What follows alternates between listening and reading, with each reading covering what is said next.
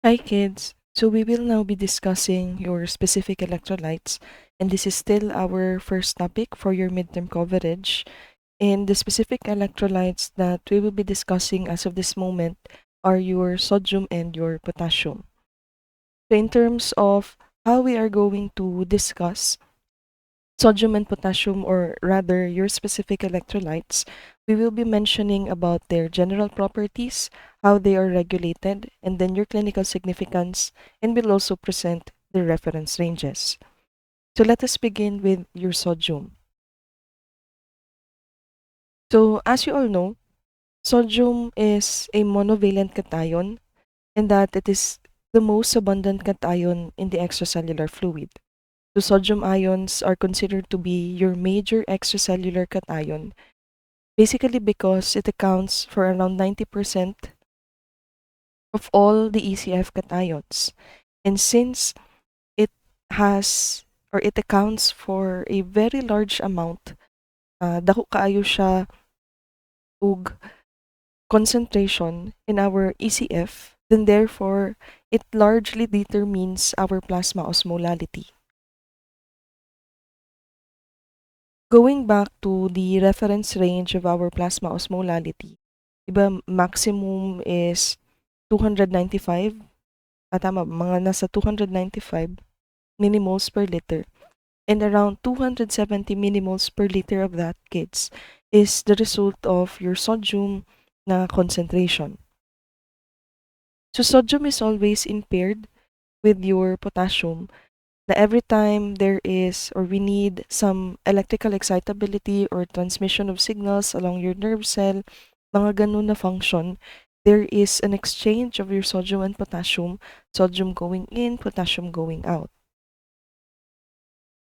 The exchange of your sodium and potassium is actually also involved in the contraction and relaxation of your muscle cells, and that the exchange of these ions, kids, it actually also occurs in your renal tubules as part of the process of how our urine will be formed.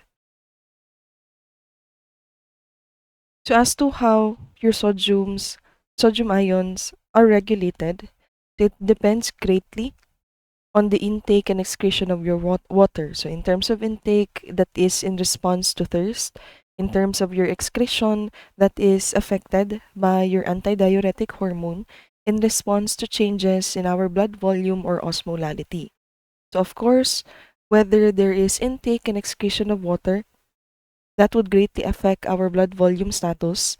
And recall our discussion about water, wherein whenever there are changes in our blood volume status, your RAAS, your renin angiotensin aldosterone system, will then will then start, which will affect now your sodium excretion through your aldosterone.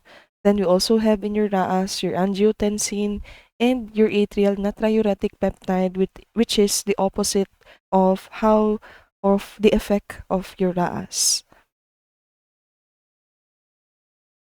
So, syempre kids, regulation of your water greatly affects the regulation also or changes in your osmolality, because when there is increased amount of water, then therefore your solute concentration decreases. Or if it's the other way around, lesser water, then your solute concentration increases. So they go hand in hand. So going back to your renin angiotensin aldosterone system, kids, actually itong image na nasa right side, it is actually referring to your RAAS, including the effect of your ANP. So let me just focus on the effect of a decreased blood volume or blood pressure in terms of how your aldosterone will be secreted. So remember, di ba, na mag-release po tayo ng renin from your kidneys, in that renin will convert your angiotensin 1 to angiotensin 2. And then sa angiotensin 2, kids, cascade of a lot of effects na dayon siya, including ang pag-release ni aldosterone from your adrenal cortex, wherein your aldosterone will then go to your kidney and tell your kidney that there is a need to reabsorb sodium. And kids, every time there is a sodium being reabsorbed, it is always in exchange with your potassium. So meaning to say, your sodium will be reabsorbed, your potassium will then be excreted. So ayan po, potassium secretion. So always, again, always in pair yung sodium and potassium nyo. So if yung sodium ang kailangan i-excrete, then si potassium din po yung i-reabsorb.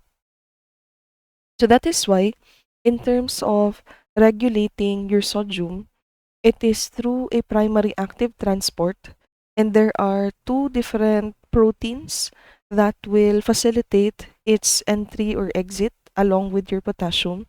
So these are your sodium potassium ATPase pump and your sodium potassium leak channels. So with our sodium potassium ATPase pump kits, always remember that the exchange that will happen is that there will be around 3 sodium that will go in, and every 3 sodium that will go in, 2 potassium will go out. As for your sodium potassium leak channel, there is a kumbaga 1:1 lang po dayon siya na exchange. Kung makita ninyo sa image, sodium will go out, potassium will go in. 1:1 lang po siya. And always remember that water will follow electrolyte, especially your sodium. Whenever there is reabsorption of your sodium, water will also follow. So the continual removal of your sodium kids from your cells will actually prevent osmotic rupture of your cell by drawing water also from your cell.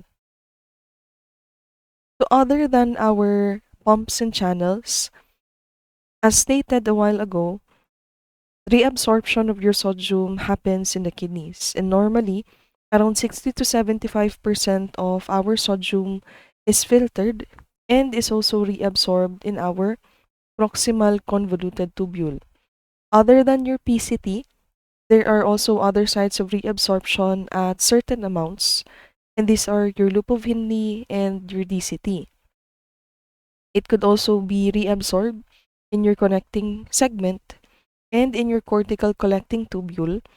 Now, in terms of the function of your aldosterone by reabsorbing your sodium, it actually happens here in your cortical collecting tubule, then again in exchange for your potassium.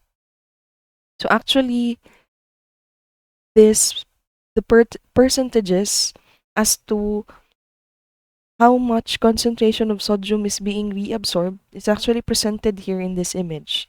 So you get to see that here in the PCT, it is around 65 to 70%. Tapos, dito is 20, not here. Tapos, ayan, dito sa lupofin ninyo, around 25. Sa DCT nyo na area, around 5%. And then here in your collecting ducts, there is around 1 to 2%.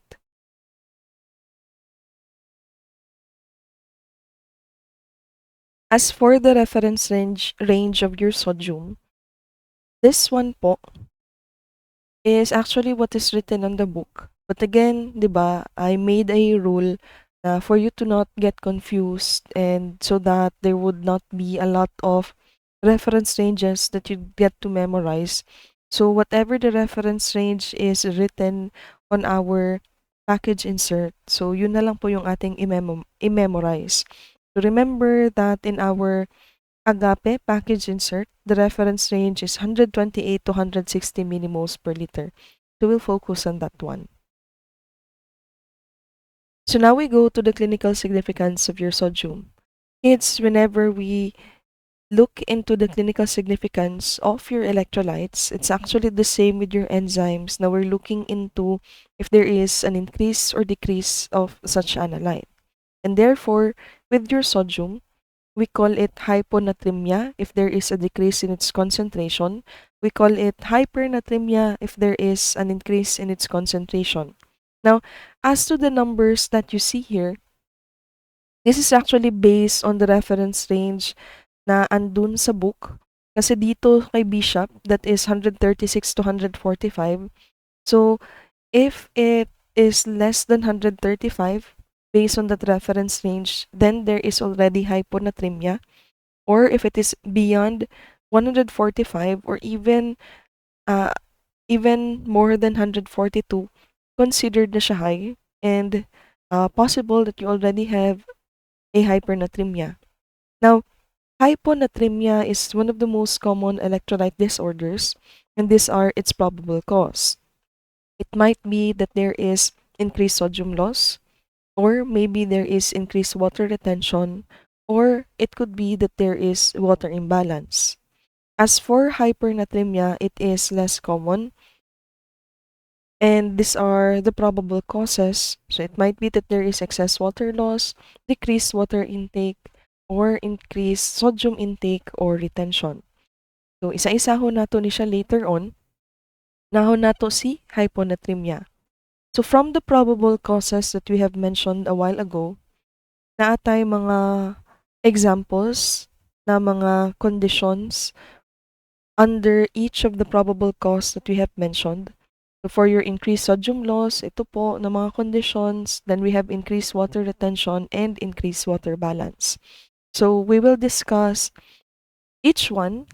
Not everything siguro kids, but we'll be pointing out some. So we will begin with your increased sodium loss. Starting with your hypoaldosteronism. Hypoaldosteronism is related with hypoadrenalism because your aldosterone, which controls the reabsorption of your sodium, is actually released in your adrenal gland. Yung hypoadrenalism dito kids is referring to a decrease in the function of your adrenal gland. And one thing that will be affected is of course in terms of the secretion of your aldosterone. Now, since your aldosterone controls the reabsorption of your sodium, once there is a decrease in your aldosterone, then of course you would expect that there is also a decrease in the concentration of our sodium in the body because there is no reabsorption that is happening in our kidneys. Now, ito pong nasa baba, itong stimulate sodium ion and water reabsorption, this is just referring to the function of your aldosterone. But then again, since we are talking about hypoaldosteronism, then therefore there is a decrease in your sodium reabsorption. So thus referring to increased sodium loss. And then having hyponatremia now.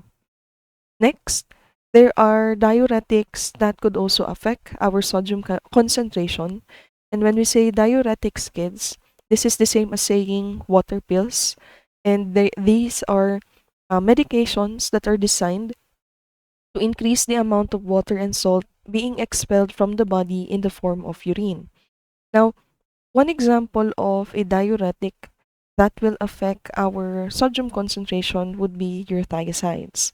Why? What is the effect of your thiazides? Thiazides will inhibit your sodium chloride reabsorption from your distal convoluted tubules in the kidneys by blocking the thiazide-sensitive sodium chloride symporters. So, meron tayong specific symporter that where your thiazides could bind, and by the time your thiazides will bind to that symporter, it will block it, and therefore no reabsorption will happen. Thiazides diuretics kids are actually a common treatment for our high blood pressure, and they are also used to clear fluid from the body, especially in conditions where our body accumulates too much fluid, like when there is heart failure. Yun po for diuretics. So next we have ketonuria.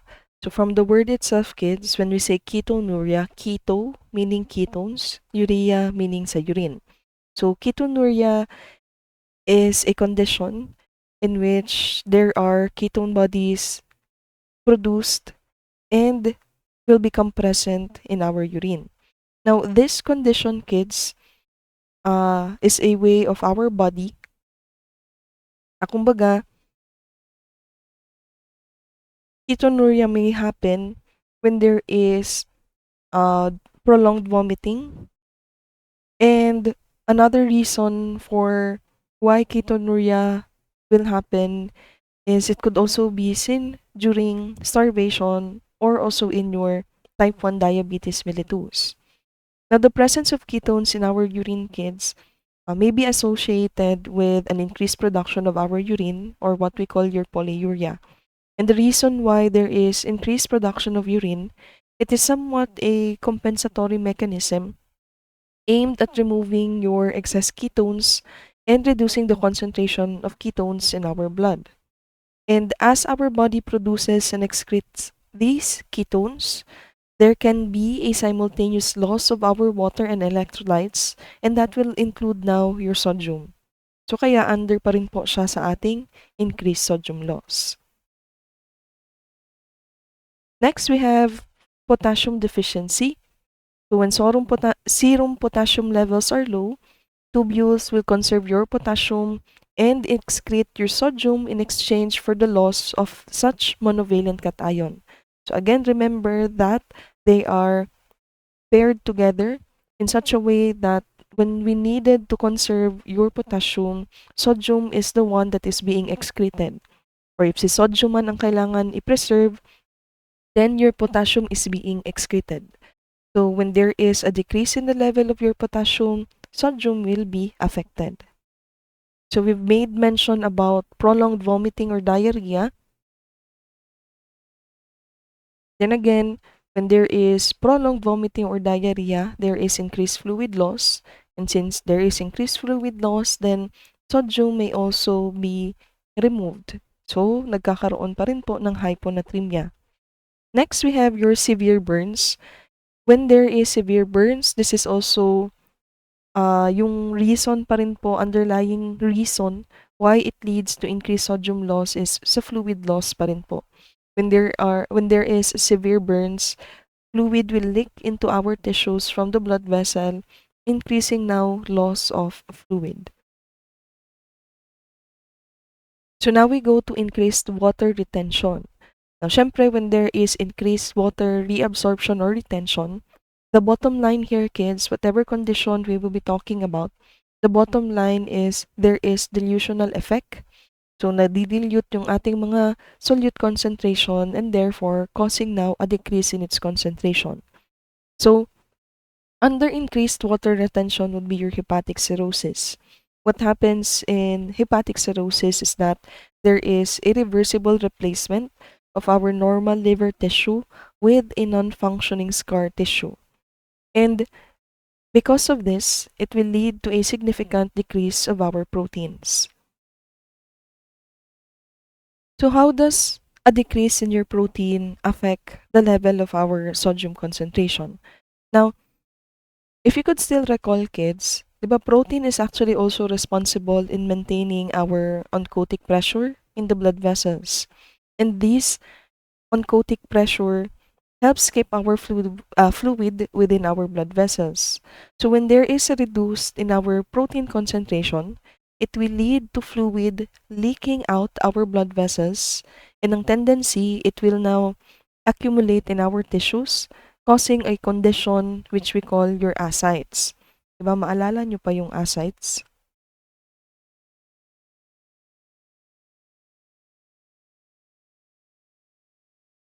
Now, itong ascites po, again, when we say ascites, there is fluid accumulation, especially in the abdomen area. And since there is fluid accumulation, it will now then dilute our sodium concentration in the bloodstream. So yun na nga, as what I have mentioned, the bottom line of these different conditions that will be mentioned here is dilutional effect. So medyo somehow similar yung rationale about nephrotic syndrome. So nephrotic syndrome, kids, from the word nephro, diba, referring to nephrons. So this is a condition in our kidney. And here in nephrotic syndrome, there is a disorder in the glomeruli. So what happens here is there is excessive amounts of protein being excreted. So again, balik po tayo sa ating discussion kanina with hepatic cirrhosis. Now, when your protein is will decrease, then there is fluid leakage into our blood vessels, and therefore it will cause a dilution in our sodium concentration. Now, another thing that will happen when there is nephrotic syndrome is that because there is low plasma volume, It will cause our antidiuretic hormone to be produced. And remember the role of antidiuretic hormone, there will be water reabsorption. Since there is water reabsorption, meaning to say the concentration of our solute will decrease, including your sodium. So another condition under increased water retention would be our congestive heart failure or your CHF. So when there is congestive heart failure, it means that our heart cannot keep up with the work required to pump adequate blood to all parts of the body. So therefore, kids, when our heart cannot pump adequately, then our kidneys will malfunction and it cannot remove now excess fluid from the blood. So again, bottom line, delusional effect na naman kasi your fluid will remain in the blood vessels and would therefore decrease the concentration of our solute. So next we have water imbalance.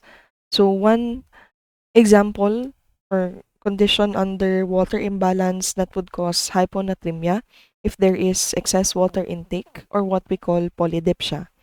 So, syempre, when there is excess water intake, if there is polydipsia, then our body takes in more water than it loses, and too much. And if there is too much water, then therefore there is not enough sodium. Again, recall the effect of your water volume. So when there is overhydration, then it will generally result in low sodium levels in the blood. Next, we have SIADH. So again, SIADH means your syndrome of inappropriate antidiuretic hormone. And this is actually the opposite of your diabetes insipidus, wherein here in your SIADH, it produces too much antidiuretic hormone that is being released by our posterior pituitary gland. And what will happen is that there will be too much retention of fluid, lowering now our sodium level by dilution. Another is pseudo-hyponatremia. And actually what is explained lang in the in Bishop is that this pseudo-hyponatremia may happen whenever we try measuring sodium using indirect ISE, especially in patients na may hyperproteinemia or hyperlipidemia. Na kumbaga kids, uh, what happens here is that somehow may delusional effect pa rin na causing na mag-false, mamali yung pag-measure ng ating sodium concentration. So kaya siya pseudo because it is a false decrease in our sodium concentration. So pseudohyponatremia may also be seen in cases when there is in vitro hemolysis or whenever you use a hemolysis sample during processing. So how do we treat hyponatremia? So treating hyponatremia is directed at correction of the condition that cause either water loss or sodium loss in excess of water loss. Fluid restriction also kids by and providing hypertonic saline or other pharmacologic agents. Correcting severe hyponatremia too rapidly can cause cerebral myelinolysis and too slowly can cause cerebral edema. And then a drug that can be used is your conivaptan, which will block the action of your AVP or your ADH in the collecting ducts of the nephron, decreasing now water reabsorption. Let me just point out lang din po pala kids na in relation to your myelinolysis, this is actually referring to a neurological disorder which is meron pong destruction or damage to your myelin sheath. So kaya myelin, so there is breakdown or damage to your myelin sheath and is it commonly happens pag ito lang po talaga kids, correcting severe hyponatremia too rapidly. I actually tried to search it and yan po talaga yung primary cause na rapid correction lang of hyponatremia. Sige, so now we go to hypernatremia.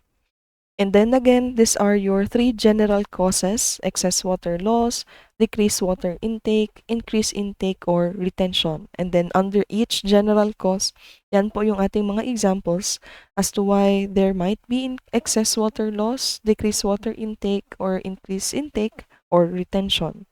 Now,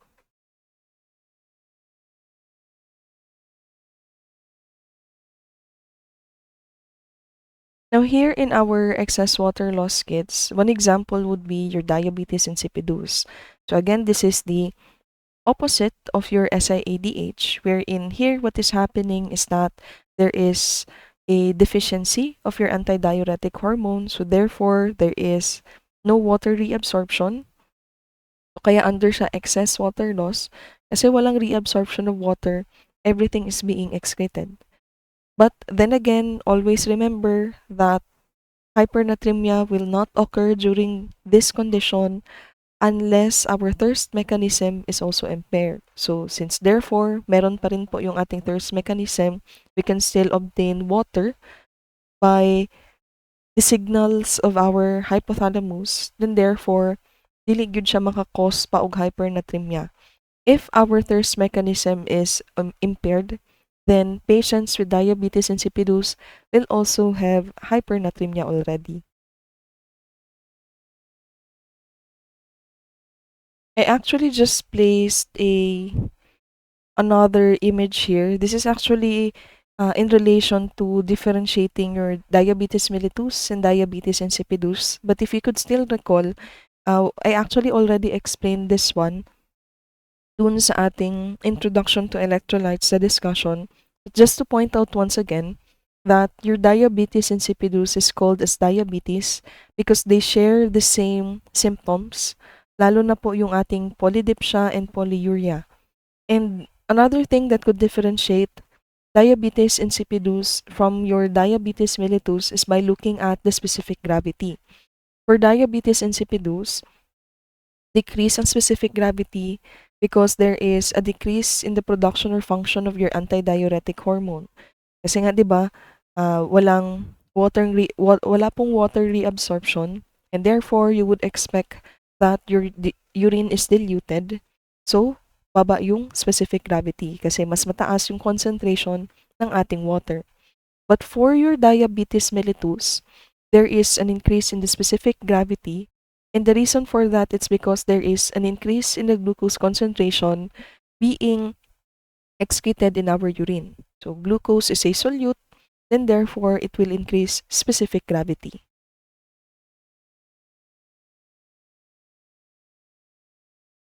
So another thing to point out here in our excess water loss would be regarding your diarrhea, sweating, and and burns.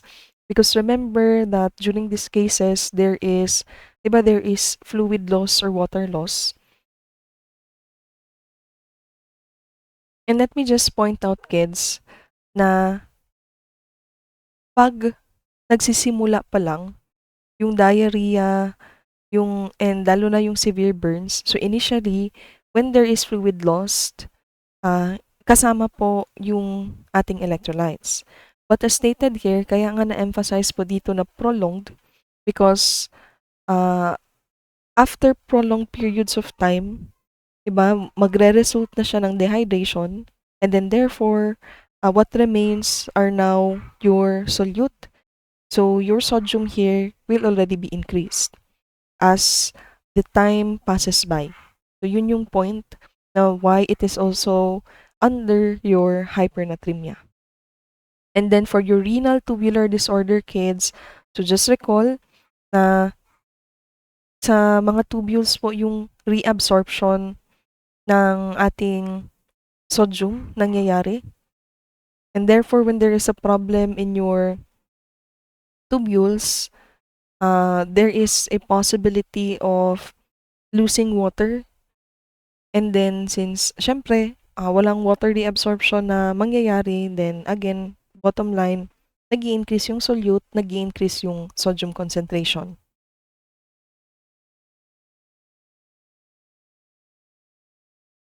So now we go to decreased water intake. Again, it only happens for older individuals, infants, or those individuals with mental impairment. So the bottom line here, kids, is that these individuals are unable to ask for or obtain water. 'Di ba na-explain ko na rin po ito na syempre for older individuals, lalo na if they are unable to uh, na maka-move on their own, if they are unable to move on their own, and hindi din po sila agad-agad maka-ask na. And then for infants, syempre, mothers or older individuals or yung mga parents should be the ones monitoring their water intake. Kasi nga they are unable to ask, hindi naman po nakakapagsalita yung infants. And for those with mental impairment, kasi syempre, yun na nga, wala na sila sa tamang pag-iisip. Next, we have increased sodium intake or retention. And under here is your hyperaldosteronism, of course. So when we say hyperaldosteronism, there is an increase in your aldosterone, then therefore we will retain more sodium, increasing now your sodium concentration. Or another could be in terms of administration of hypertonic solutions of your sodium, just like your sodium bicarbonate or hypertonic dialysis solutions. And syempre kids, if not properly being monitored, then it could lead also to hypernatremia. So how do we treat hypernatremia? It is directed at correction of the underlying condition that causes your water depletion or sodium retention. Then again, rapid correction could cause problem uh, in our brain, lalo na yung cerebral edema and worst case scenario, death. So another thing to point out about hyponatremia and hypernatremia kids is that it could lead to altered mental status and psychiatric. Tipong magkakaroon talaga ng problem dun sa ating brain, lalo na if the concentration of our sodium will go beyond 160 or less than 120 pa. So here in hyponatremia, what would happen is that there will be nausea, vomiting, and lethargy. There could be seizures or coma, respiratory depression, muscular weakness, headache, and ataxia. Ataxia kids, it means wala ng coordination. There is uh, loss in our muscle control. And then for hypernatremia, there will be altered mental status, lethargy, irritability, restlessness, even muscle twitching or hyperreflexes. There will be difficult respiration and increased thirst or nausea. So ayan po for our sodium. So now let us proceed with potassium. So potassium kids is your major intracellular cation. So kanina with sodium, that is your major extracellular cation. Potassium is intracellular. And potassium is actually 20 times greater inside your cells than outside. So syempre, being an intracellular cation, so you would expect that its concentration is greater inside compared outside. So potassium is housed within your cell, and that in terms of its regulation, same with your sodium, through primary active transport, through your sodium potassium ATPase pump, and through your sodium potassium leak channels. Now, one thing that I would like to point out here is in terms of our resting membrane potential. Yung mga nakikita nyo po na mga voltages dito, this is referring to our resting membrane potential. And this resting membrane potential is actually caused by differences in the concentration of our ions inside and outside our cell. So I will be presenting a video, kids, for you to understand better how this exchange of sodium potassium works and what exactly is this resting membrane potential or yung ating mga voltages. So kindly watch this video.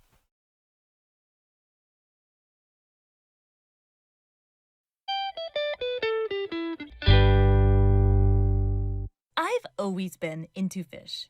And if you're into fish, you're also going to be into fish tanks because you have to house your fish.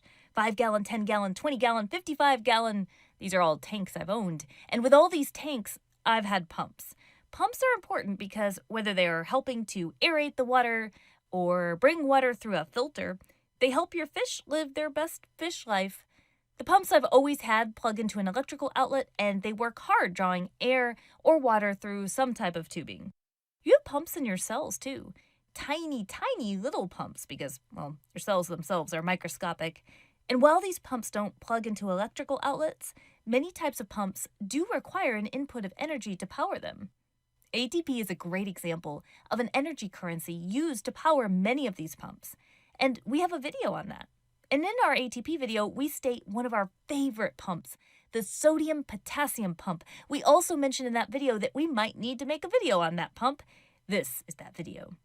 Now, the sodium potassium pump isn't trying to aerate your cells, so while it has the word pump, it really isn't much like a fish tank pump.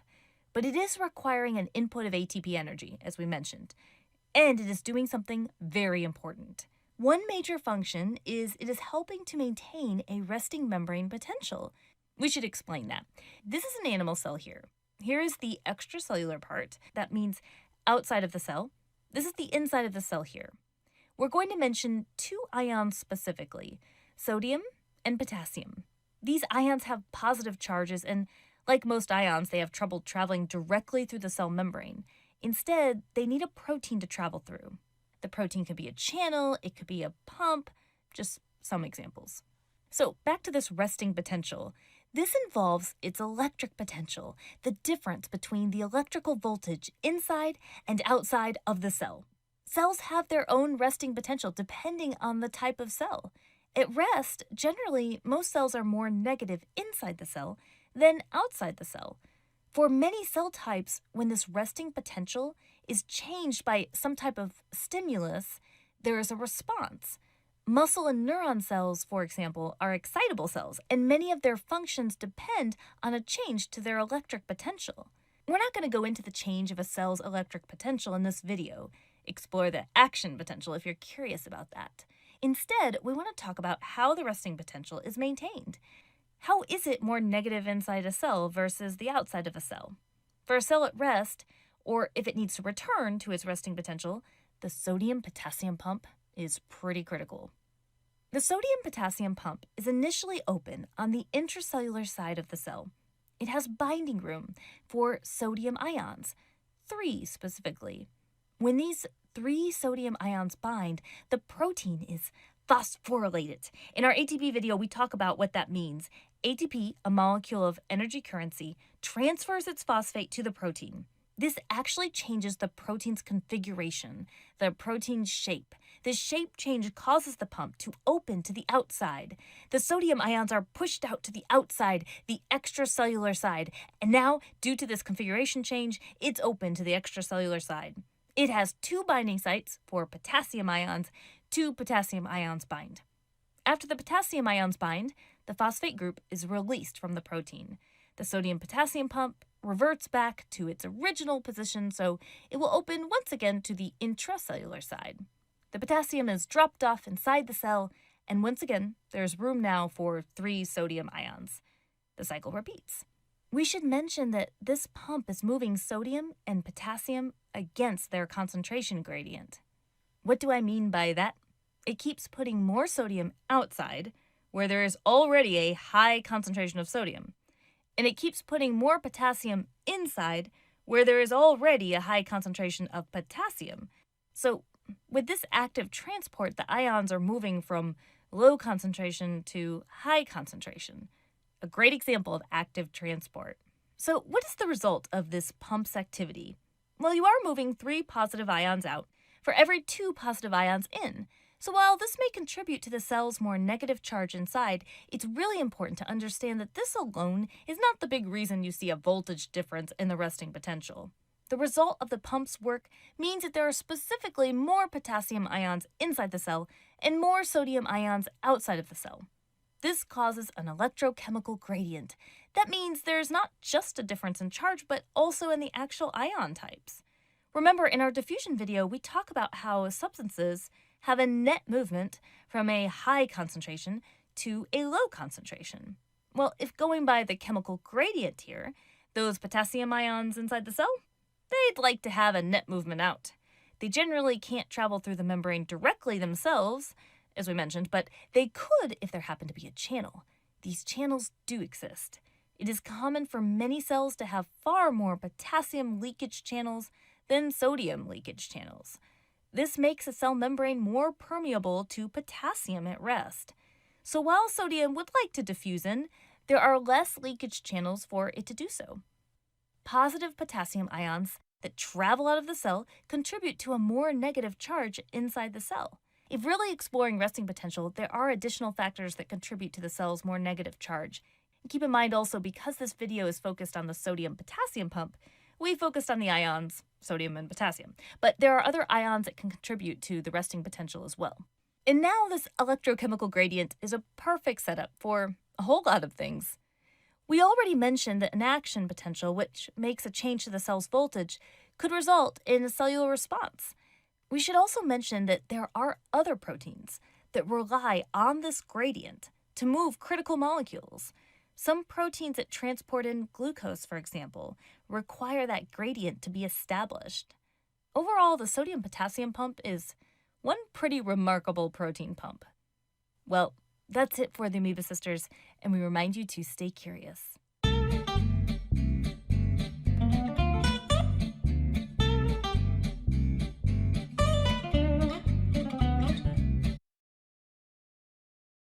Sige kids, so ayan po, in terms of your resting membrane potential, and if we wanted to activate a cell from its resting state, so there is a need to exchange your sodium potassium through your sodium potassium ATPase pump para from being more on negative na ion concentration magiging positive na. And another thing to point out lang din po is that in terms of your sodium potassium ATPase pump and your sodium potassium leak channels, so their actions are actually opposite. Diba, as seen in the video, sodium potassium ATPase pump, sodium will go in, potassium will go out. But as to your sodium potassium leak channels, potassium can go out from inside the cell. Sige, so let's continue with our discussion. So for the regulation of your potassium ions, other than your channels and pumps, potassium is also regulated in your kidneys, wherein your potassium is nearly completely being reabsorbed in your PCT, in your proximal convoluted tubule. As you can see, that is around 65%. And it is secreted into the urine in exchange for your sodium in both your distal convoluted tubule and in your collecting ducts. And still, your potassium is under the influence of your aldosterone. What opposite ang effect? Kasi again, aldosterone mainly controls your sodium, and since sodium is being reabsorbed, then there is potassium being excreted out.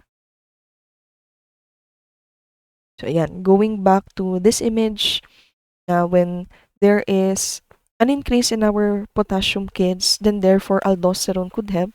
So what aldosterone will do is that it will reabsorb kidneys so that there are more potassium being excreted into our urine. So lowering now your blood potassium concentration. As for the function of your potassium ion, it is for the regulation of our neuromuscular excitability. So let me just explain what excitability means. So when we say excitability, kids, it is the ability to respond to a stimulus, which may be delivered from your neurons or from your hormones. So when there is increased concentration of your potassium, there is a lack of muscle excitability, or if there is a decrease in our potassium concentration, then arrhythmia or paralysis may happen. Potassium also involves in the contraction of our heart, and it is greatly affected in terms of changes in the intracellular fluid volume. Potassium uh, also also affected whenever there are changes in our hydrogen ion concentration, wherein whenever there is low serum potassium concentration or when there is hypokalemia, your sodium and hydrogen ions will move into the cell. And then vice versa na rin kids, na if there is hyperkalemia, then your sodium and hydrogen ions will move out to your cell. So that is how your potassium could also affect your hydrogen ion concentration. Other factors that will influence the distribution of your potassium. So renal potassium loss frequently occurs whenever your sodium potassium ATPase pump is inhibited by certain conditions. So there are cases that your sodium potassium ATPase pump will not work, lalo na po if may hypoxia or there is low oxygen in our blood, or if there is hypomagnesemia or a decrease in the concentration of our magnesium. As for your insulin kids here, it promotes acute entry of your potassium ions into your skeletal muscle and liver by increasing the activity of your sodium potassium ATPase pump. So what happens here kids is that since there is promotion of entry of your potassium ions into your skeletal muscle and liver, then therefore it will lower the amount of potassium in your bloodstream.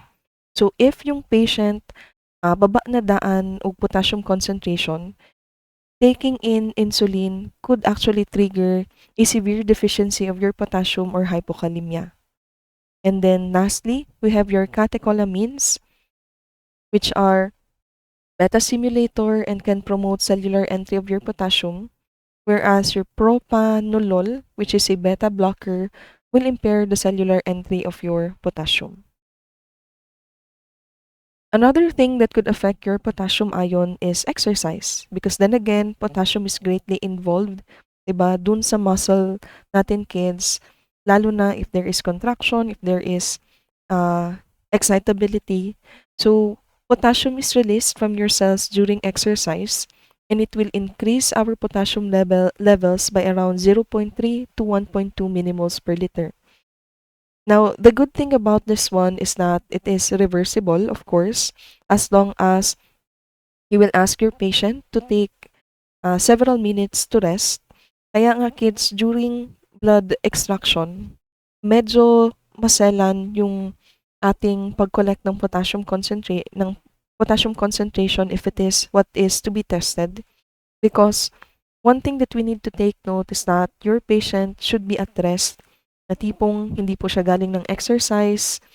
Like for example, basig na atay mga patient na coming from a a long distance na mga walk and then niadto og lab tapos grabe pa kaayo og hingal, gikapoy pa kaayo sila. So always advise your patient to take some rest before getting their blood sample. And other than that, 'di ba, during blood extraction, it is never our practice to do forearm exercises because forearm exercises could cause erroneous results, especially in terms of your potassium concentration. So, mas kinagani ka ng litik-litik sa inyuhang veins for it to protrude. Hindi rin po natin siya practice because of its effect to our potassium concentration. Lalo na if the request of your patient involves testing potassium. Now, another kids is that your potassium also is affected whenever there is cellular breakdown because of course your potassium is mostly seen or andun po inside your cell. So when there is breakdown of your cells, then there is a release of your potassium into your extracellular fluid. So examples of cases when there is increased cellular breakdown, it could be when there is severe trauma, when there is tumor lysis syndrome. Tumor lysis syndrome kids, it occurs when your tumor cells release their contents into your bloodstream. So literal tumor lysis, breakdown of your tumor, and then kung unsa man tong naa dito sa inyuhang naa sa inyuhang tumor, so i-release na niya sa bloodstream and it might include your potassium concentration. And then massive blood transfusions could actually cause cellular breakdown. When we say massive blood transfusion kids, It is defined as transfusion of your blood equivalent to the patient's total blood volume within a 24-hour period. And that could actually lead to a lot of complications, including cellular breakdown. Syempre, when there is rapid infusion of your blood, nagkakaroon ng mechanical stress dun sa red blood cells nyo. So, kaya yun, possible that instead, there will be lysis of our cells, causing now hemolysis. So now we go to the clinical significance of our potassium, still basing on an increase and then the decrease in its concentration. To start with hypokalemia kids. So these are the there are four general causes of hypokalemia: gastrointestinal loss, renal loss, cellular shift, and a decrease in intake. Siyempre for the decrease in intake, lalo na in terms of patients with already decreased concentration of potassium, then it would really cause hypokalemia. But as for your gastrointestinal loss, kids, the bottom line here is that your gastrointestinal tract is actually our main sources of potassium in our body. So any conditions or factors that will lead to excessive loss of potassium through your GI tract can already result in hypokalemia. So under possible reasons why there is gastrointestinal loss of potassium, it could be in terms of vomiting, diarrhea, kung na ay gastric suction, intestinal tumor, even malabsorption, or if there is cancer therapy and large doses of laxatives. And another thing that we could actually look into this, diba, from vomiting and diarrhea is, diba, fluid loss pa rin siya, which will also include the loss of electrolytes. So next, now we go to renal loss. So still, diuretics pa rin po. There are diuretics that could actually cause our body to eliminate more potassium in our urine. And an example of those diuretics are your thiazides and loop, in which, as stated here, they do not promote secretion of your potassium, then therefore there is excretion that is happening. So next we have your renal tubular acidosis, wherein there is increased accumulation of acid in the body kids. So meaning to say, acidic kaayo ang ato ang naa sa bloodstream, and therefore our kidneys will fail to acidify your urine. Kasi more on ang acid is andun sa bloodstream and then hindi siya na i-excrete, and therefore we would expect that our urine is not acidic. And the effect of renal tubular acidosis to our potassium is that it will be, or there is increased excretion because there is more bicarbonate ions being excreted also kids, and along with its excretion is your potassium. And another thing that I would like to point out about your renal tubular acidosis is that there is a defect in your potassium pump here. So meaning to say there is a failure to take up of your potassium, causing now hypokalemia. So ayan po, just to point out, eto po yung thiazide, andito po yung loop diuretics nyo, and then there are other diuretics indicated here in terms of where exactly dun sa ating uh, dun sa ating tubules ang affected. So under renal loss also, we have hyperaldosteronism. So, balikan po natin yung role ng ating aldosterone. So again, when there is increased aldosterone concentration, there is increased sodium reabsorption. And always in exchange, whenever we reabsorb sodium, potassium is being excreted. Next, we also have Cushing syndrome. Now, in Cushing syndrome kids, now with Cushing syndrome, there is high levels of cortisol being released by our adrenal cortex.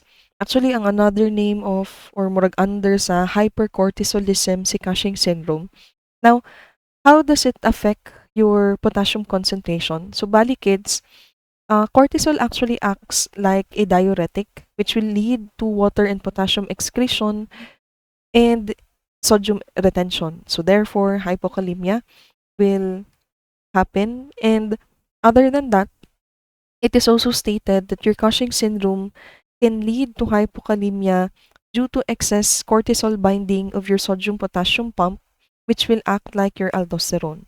So balikan natin yung ating role ni aldosterone. And again, the bottom line is it will cause a decrease in your potassium concentration. And then next we have your hypomagnesemia.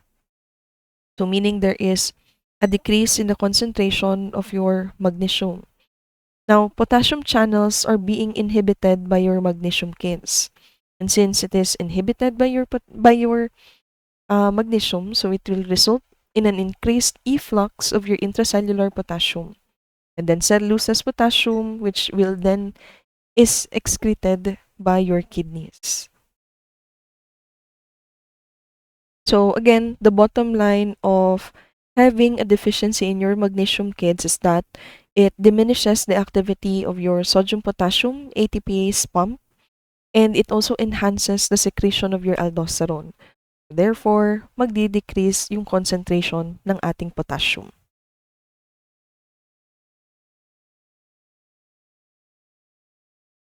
So next, we have your cellular shift. Ayan po, yung ating third general cause. And under your cellular shift is your alkalosis. With alkalosis, kids, it will cause a shift of your potassium from your plasma to your interstitial fluid. And an acute rise of your bicarbonate concentration will exceed the capacity of our renal proximal tubule to reabsorb this anion, and potassium will be excreted as an obligate cation partner to the bicarbonate. So just remember, kids, that our bicarbonate is one of our buffer system that would correct changes in our hydrogen ion concentration that causes either your acidosis or your alkalosis. So, syempre, since there is alkalosis that is happening, yung ating bicarbonate will take action. And what will happen, kids, is that i-release natin yung hydrogen ions that is already inside your red cell in exchange with your potassium. And as stated here, potassium coming from our plasma will now go inside to our cells.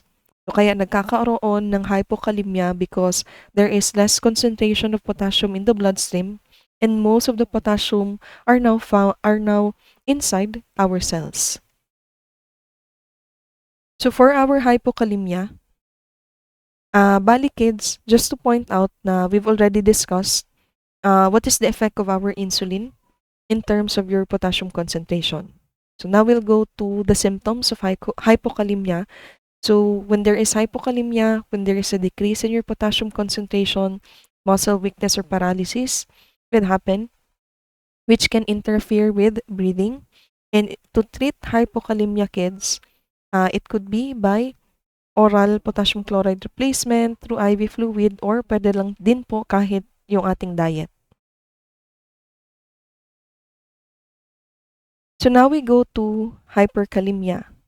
Now, the general causes of hyperkalemia are the following. So you will have a decrease, if there is a decreased renal excretion, if there is cellular shift, there is increased intake, and if it is artifactual. To start po muna tayo with decreased renal excretion, and under which is acute or chronic renal failure.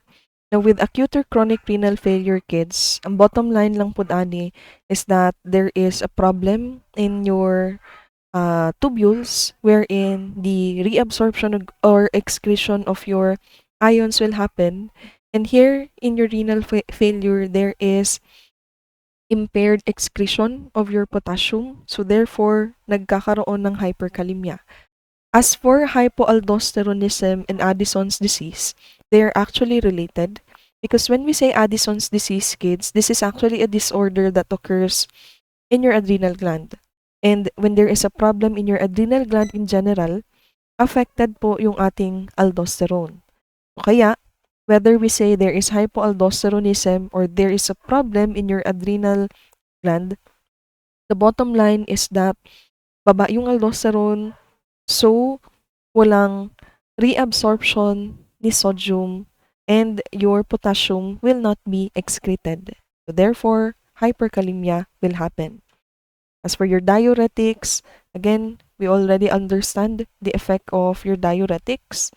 And there are also certain drugs, ito, that could cause hyperkalemia. So just to point out some, so meron po tayong digoxin. Actually, digoxin kids, it is being used to treat your congestive heart failure and it will inhibit your sodium potassium pump. As for your captopril here, it inhibits your angiotensin converting enzyme. Diba? That is actually a part of your RAAS. And captopril is actually being used to treat hypertension. We have your cyclosporin, which inhibits renal response to your aldosterone. And then your NSAIDs, diba? Your non-steroidal anti-inflammatory and agents inhibit your aldosterone. As for heparin therapy, it will also inhibit your aldosterone secretion. And for your spironolactone, it is a potassium-sparing diuretic, so meaning to say it will not excrete your potassium, rather it will retain your potassium.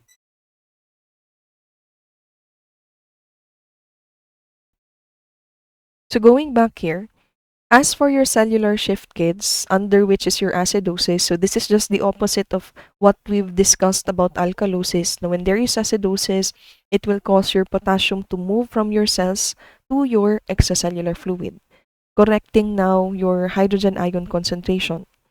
And then, itong mga, syempre with muscle or cellular injury, chemotherapy, leukemia, hemolysis, the bottom line here, kids, is yung cellular breakdown. Kasi 'di ba when we are with patients that are undergoing chemotherapy, what happens here is 'di ba ginapatay ang ato ang mga cancer cells, and since there are also cases na pwede mamatay po ang ato ang mga healthy cells, kasi nga hindi naman ganun ka perfect yung ating uh, drugs that could really selectively lyse your cancer cells. There are cases na masali yung mga healthy cells, so there will be a release of potassium from your cells to your extracellular fluid, so causing now hyperkalemia. So ganin din po with your leukemia and with your hemolysis. Again, the bottom line of these na mga conditions is there is cellular breakdown releasing your potassium to your extracellular fluid. Siyempre, as for your increased intake actually kids, it is the most common cause of hyperkalemia, lalo na sa mga hospitalized patients na due to oral or intravenous potassium replacement therapy, and if not really properly monitored, then it may cause hyperkalemia. And syempre, artifactual, meaning to say, parang mura siya gatong pseudo hyponatremia ninyo. So, kani mga false lang na mga reasons why there is hyperkalemia. So, it could be because of sample hemolysis, thrombocytosis, or it could be due to prolonged tourniquet use or excessive fist clenching. Yun po for hyperkalemia. So, symptoms for hyperkalemia are the following: muscle weakness, tingling or numbness, or it may lead also to mental confusion by altering your neuromuscular conduction. Kasi 'di ba, isa sa function ng potassium nyo yung neuromuscular excitability, and then it will disturb cardiac conduction, which can lead to cardiac arrhythmias and possible cardiac arrest. So in order to treat hyperkalemia, calcium administration will be done to reduce the threshold potential of myocardial cells. Sodium bicarbonate, glucose, or insulin to acutely shift potassium ions back to your cells. Or there are also certain diuretics that could correct an increase in our potassium concentration. As for your reference range, kids, I forgot to place here the reference range that we did by using in the lab by using your agape na package insert. So kindly refer back to your agape package insert, and yun lang po na reference range yung ating tatandaan. So that actually ends our discussion for our first two electrolytes. Of course, we will have a quiz, and then our next topic will be all about your other electrolytes na. So we will try to finish all the discussion about all of your other electrolytes, we will just try, okay, so that we will be able to finish our midterm coverage. So thank you so much for listening, kids. And if there are any other questions, please do not hesitate to contact me.